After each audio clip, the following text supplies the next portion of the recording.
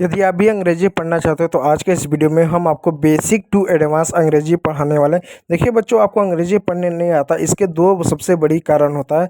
पहला कारण ये होता है कि आप अंग्रेजी को डायरेक्ट पढ़ना चाहते हो। आप कोई बड़ा सा शब्द उठा लेते हो, बड़े बड़े किताब उठा लेते हो, अब डायरेक्ट अंग्रेजी पढ़ना चाहते हो। देखो बच्चों, डायरेक्ट अंग्रेजी पढ़ने से आपको अंग्रेजी नहीं आएगी। आपको सबसे पहले मात्राओं को पढ़ना पड़ेगा। मात्राओं के कुछ नियम होते हैं, और जब मात्राओं को पढ़ोगे तो छोटे छोटे शब्दों को पढ़िएगा, फिर धीरे धीरे बड़े शब्दों की ओर बढ़िएगा, तब जाकर आपको अंग्रेजी पढ़ने आएगी। दूसरी सबसे बड़ी गलती लोग ये करते हैं कि वो शब्दों को रटते हैं। उनको लगता है कि अंग्रेजी का जितना ज़्यादा हम शब्द रटेंगे उतना हमको अंग्रेजी पढ़ने आएगा। शब्दों को रटने से आपको अंग्रेजी पढ़ने नहीं आएगा। अगर आपको रटना है तो मात्राओं को रटो, उनके नियमों को रटो, और ज़्यादा से ज़्यादा अंग्रेजी किताब पढ़ने की कोशिश करो, तो ही आपको अंग्रेजी पढ़ने आएगा। तो आज के इस वीडियो में जो हम आपको उपाय बताएंगे, जो नियम बताएंगे, उन पर काम कीजिएगा और ज़्यादा से ज़्यादा किताब पढ़िएगा, तो ही आपको अंग्रेजी पढ़ने आएगी। और वीडियो यदि अच्छा लगे तो लाइक कीजिएगा, चैनल पर नया है तो सब्सक्राइब कर लीजिएगा।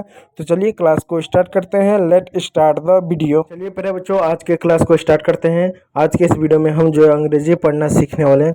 देखिए बच्चों, मैं आपको ये बार बार बोलता चला रहा हूँ, किसी भी भाषा को पढ़ने के लिए सबसे पहले उस भाषा में जो मात्राएं होती हैं उनका पढ़ना बहुत ज़्यादा ज़रूरी है। क्योंकि जब तक आप किसी भाषा का मात्रा को नहीं पढ़ोगे, उसमें जो अक्षर है उन अक्षरों को नहीं पढ़ोगे, तब तक ना आप अंग्रेजी या उस भाषा को नहीं पढ़ पाओगे। क्यों? क्योंकि अंग्रेजी में जो शब्द हैं वो बनेंगे किससे बनेंगे? वो मात्राओं से बनेंगे। वो किससे बनेंगे? वो अक्षरों से बनेंगे। ऐसा आपको अंग्रेजी का कोई भी शब्द नहीं मिलेगा जिसमें मात्रा ना हो, या ऐसा भी कोई शब्द नहीं मिलेगा जिसमें कोई अक्षर यानी कोई व्यंजक ना हो। यानी व्यंजकों के और स्वरों से, दोनों से मिलाकर शब्द बनता है, इसलिए इसकी समझ होना आवश्यक है। तो मात्राओं से ही हम स्टार्ट करेंगे इस वीडियो को। लेकिन उससे पहले आपका जो भी प्यारा सा नाम होगा, अपना प्यारा सा नाम कमेंट बॉक्स में जरूर कमेंट कीजिएगा। बहुत सारे बच्चे अपना नाम कमेंट करते हैं, आप भी अपना नाम कमेंट कीजिएगा।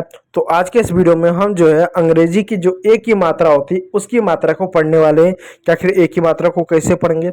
अब आपका कहना है नहीं, एक को तो सिर्फ आप पढ़ते हैं। नहीं बच्चों, सिर्फ ए को सिर्फ आ नहीं पढ़ते, ए को हम अ भी पढ़ते हैं, आ भी पढ़ते हैं, ए भी पढ़ते हैं, ऐ भी पढ़ते हैं, और ऐसे बहुत कुछ भी पढ़ते हैं। जैसे मैं आपको कुछ एग्जाम्पल तौर पे यदि दिखाना चाहूँ तो कुछ मैं आपको शब्द लिख रहा हूँ। जैसे अब मैं लिखूँ अनदर, ठीक है, अनदर। अब यहाँ पर आपने इसको अ पढ़ा। अगर मैं लिखूँ कार, तो यहाँ पर ए को आपने आ पढ़ा। अगर मैं लिखूँ नेम, तो यहाँ पर आपने ए को एक ही मात्रा पढ़ा, एडी वाला एक ही मात्रा पढ़ा। जबकि मैं लिख दूं कैट, तो कैट में इस ए को ए की मात्रा पढ़ा। यानी ए को अलग अलग रूपों में अलग अलग पढ़ा जाता है। अब सवाल उठता है ए को कब क्या पढ़ेंगे? तो आज के इस वीडियो में आपको उसी को बताने वाला हूँ। तो चलिए स्टार्ट करते हैं अपना वीडियो। और ये हमारा तीसरा चौथा जो कि पार्ट है। कई दिनों से हम आपको अंग्रेजी पढ़ा रहे थे, तो आज के इस वीडियो में हम जो है नियम नंबर 8 को पढ़ेंगे कि 8 को कैसे पढ़ा जाता है। ठीक है, इस बात को याद रखिएगा। ठीक है, तो रूल नंबर 8 को स्टार्ट करते हैं। रूल नंबर 8 को देखिए।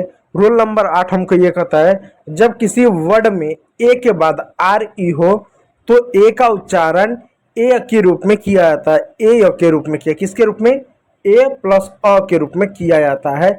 इस चीज को ध्यान दीजिएगा, ए के रूप में किया जाता है। ठीक है, इसको ए लिख दीजिए, ए के रूप में किया जाता है। जैसे मैं आपको कुछ एग्जांपल अगर दूं तो यहाँ आप ध्यान दीजिएगा, यहाँ पर जितने भी शब्द हैं सब में आपको ए देखने को मिलेगा। यहाँ पर भी ए है, यहाँ पर भी ए है, यहाँ पर भी ए।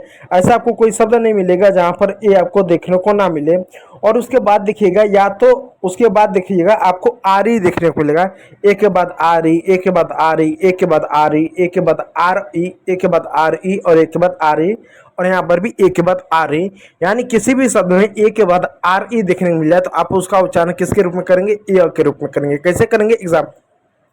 एग्जाम्पल चलिए लिखते हैं। यहाँ पे एक शब्द है, ये वाला शब्द देखते हैं। यहाँ पर एक शब्द है, ठीक। अब हमें नहीं मालूम इस शब्द को क्या पढ़ते हैं, लेकिन हम इसको ट्रांसलेट करते हैं। ट्रांसलेट करके देखते हैं कि इसको कैसे पढ़ेंगे। और ट्रांसलेट जब करेंगे तो एस एच को हम हमेशा सौ पढ़ते हैं। सौ पढ़ते हैं ना, हमने सौ लिख दिया। नियम बता रहा है कि ए के बाद आर ई हो तो ए पढ़ेंगे। तो ए की मात्रा क्या होती है? ऐसा एक डंडा होता है, तो हमने डंडा हमने लगा दिया। अब बचा अ, तो अ को हम यहाँ पर लिख देंगे। ठीक है, तो हमारा SH भी खत्म हो गया, A भी खत्म हो गया, ठीक है। अब बचा R, तो उस R को हमने रॉ लिख दिया, ठीक।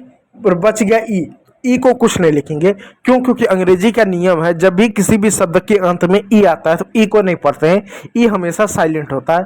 तो आपका ये पूरा क्या बना? पूरा बना शेयर। शेयर में सोचा कि खाने पीने की चीज़ें या कोई भी चीज़ उसको शेयर करना चाहिए, ठीक है। ये आप कहते हैं ना कि वीडियो को आप ज़्यादा से ज़्यादा शेयर करो। शेयर का मतलब क्या होता है? आप लोगों को बांटो, ठीक है। अब यहाँ आप देखो एक शब्द और है, क्या शब्द है? CARE। अब हमें फिर नहीं मालूम इसको क्या पढ़ते हैं, लेकिन हम इसको ट्रांसलेट करके देखते हैं कि क्या पढ़ते हैं। सी को हम हिंदी में क्या पढ़ते हैं? क पढ़ते हैं। क हमने लिख दिया, ए है, ए के बाद आर है और आर के बाद ई है, तो ए को ए पढ़ेंगे। ए की मात्रा कैसी होती है? एक डंडी होती है, तो हमने एक डंडा हमने लगा दिया, ठीक है। अब अ बच गया, तो अ को हमने लिख दिया, तो सी भी खत्म हो गया, ए भी खत्म हो गया। आर को रॉ हमने लिख दिया, ठीक है। अब ई लास्ट में आए, तो ई को कभी नहीं पढ़ते हैं, कभी नहीं लिखते, ये हमेशा साइलेंट होता है, ठीक है। तो ई को छोड़ दिए, तो हमारा हो गया केयर, हुआ ना केयर। ठीक उसी प्रकार पे जो डेयर हुआ, वेयर हुआ, मेयर हुआ, स्टेयर हुआ, फेयर हुआ, शेयर हुआ, आदि आपके अंग्रेजी के शब्द बनेंगे। अब देखो यहाँ पर आपका सवाल है स्टेयर कैसे हो गया? देखो बताता हूँ स्टेयर कैसे हो गया। ये देखो स्पेलिंग क्या है? STARE। अब एक नियम आपको और बताता हूँ, जब भी अंग्रेजी के किसी भी शब्द में दो कॉन्सोनेंट एक साथ हो, तो पहले वाले कॉन्सोनेंट को या उनमें से एक कॉन्सोनेंट को हम आधा पढ़ते हैं, आधा लिखते हैं। अब एस क्या है? कॉन्सोनेंट। टी क्या है? कॉन्सोनेंट। क्या इनके बीच में कोई मात्रा नहीं? दो कॉन्सोनेंट एक साथ होते हैं, तो एक कॉन्सोनेंट को आधा पढ़ते हैं। तो एस को हिंदी में हम क्या पढ़ते हैं? स पढ़ते हैं, और टी को हिंदी में क्या पढ़ते हैं? ट पढ़ते हैं। तो इस प्रकार हम एस को क्या पढ़ेंगे? आधा पढ़ेंगे। तो आधा सा कैसे लिखते हैं? आधा सा ऐसा लिखते हैं, तो हम आधा सा लिख दिए, ठीक है। अब हमारा जो टी था वो समाप्त हो गया, एस था समाप्त हो गया, टी बचा, तो टी का क्या होगा? टी का ट हो गया, ठीक।